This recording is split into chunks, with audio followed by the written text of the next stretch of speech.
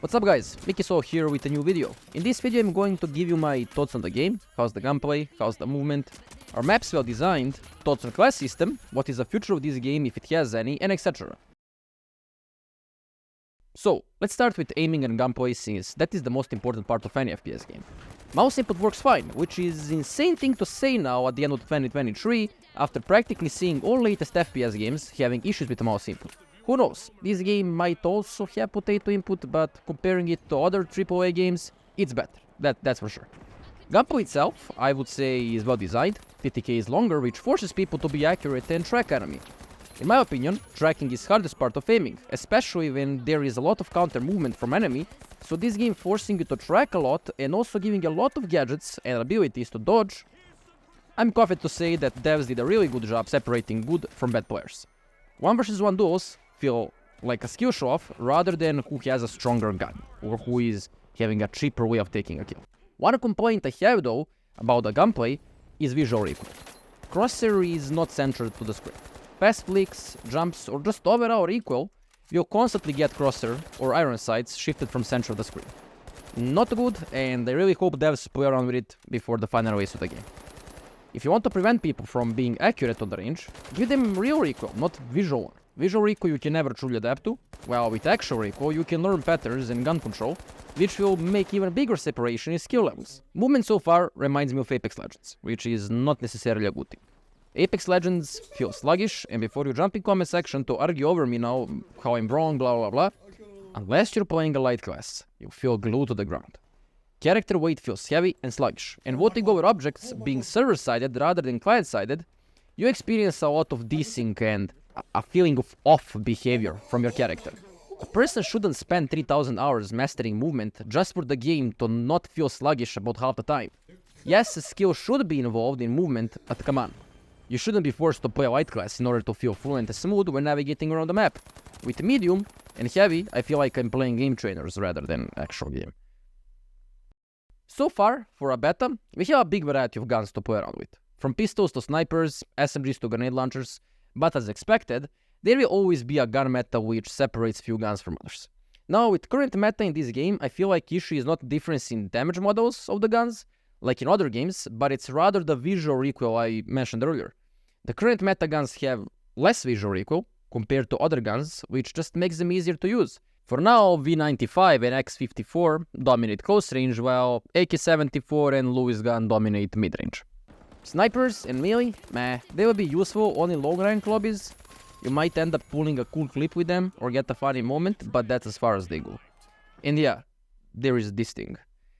Not gonna comment on that. Devs, please nerf. It contradicts everything I previously said about the skill separation in gunplay. It's way too OP in close range, just do something with it. Maps in this game don't seem like they need any more fine-tuning or redesign. It's the first game I played in a while that has a lot of verticality in a map design, and it actually works, it doesn't suck. Camping this game is heavily punished by other players, so having so many floors in buildings and rooftops is most of the time used for flanking, cutting corners, or initiating a fight with an enemy.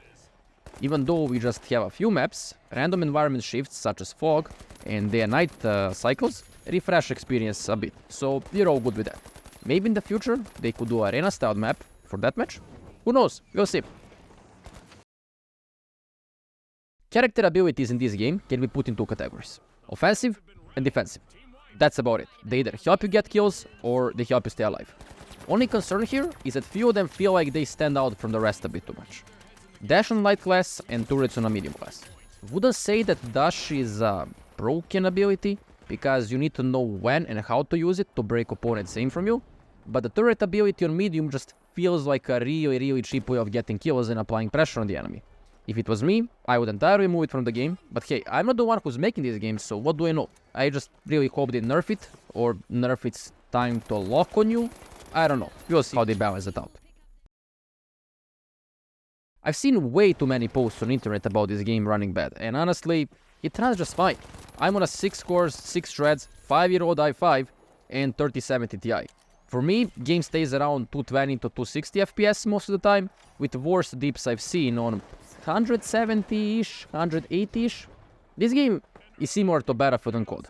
GPU doesn't play that big of a role, so it's all heavily dependent on CPU and RAM. it likes low latency.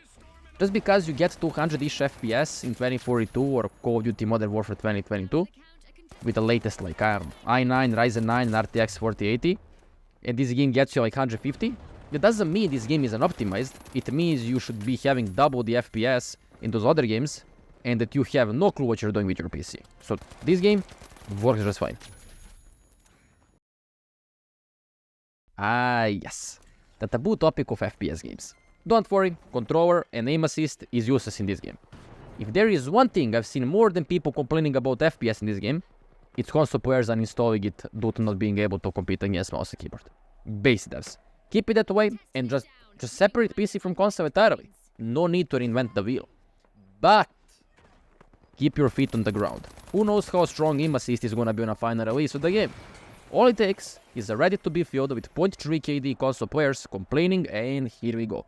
Warzone 3.0 won't be played in the Call of Duty Modern Warfare 3, but will be played in the finals. So, no hype on that.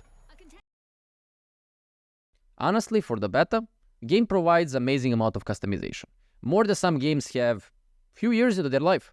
Skins don't impact how easily you figure out if you're going against heavy, light or medium player. Game is easy to read and no confusion will be happening. You have a variety of clothing and gadgets to choose from. Like look, you can be a demonic John Wick or even a global warming and animal rights activist. Amazing. So far, the game looks promising. They improved upon the first closed beta, and now in the open beta, this feels like a totally new game.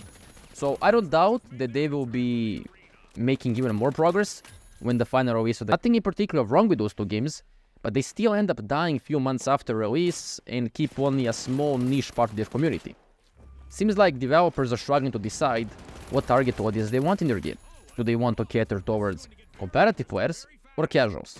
You can't really satisfy both, because if you try doing so, like they are doing now, you're gonna end up with a game contradicting itself in many aspects. Like, you right now have high octane, skill rewarding gameplay, but at the same time, devs want to limit your mechanical skill with a huge visual recoil and gadgets like turret and taser, which are just cheapest way of getting kills. Yeah, I understand that taser in particular is designed to disable heavy class, but come on, stun from it feels like eternity, and good players only need like half a second of opportunity to turn a tide of the duel against heavies. So yeah, that's about it for this video. If you feel like I skipped any important part of the game, please let me know in the comments, cause I'm really down to learn more about this game. If you enjoyed the video, please make sure to like and subscribe. Let's see if we can reach 2000 subs by the end of 2023. Have a nice day and see you in the next video.